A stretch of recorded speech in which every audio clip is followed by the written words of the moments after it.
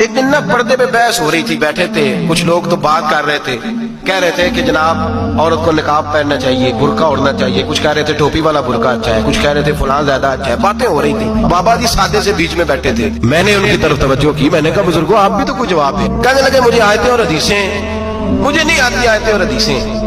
پر پردہ بڑا ضروری ہے، یہ میری عقل میں بات آ گئی۔ میں نے کہا صاحب ہمیں بھی سمجھا دیں، چلے اگر آپ نے علم نہیں پڑھا تو عمر تو آپ کی زیادہ ہے نا، آپ نے بزرگوں سے باتیں سنی ہیں۔ تو کہنے لگے میرا چھوٹا سا پوتا ہے، وہ بازار سے ٹافی خرید کے لاتا ہے،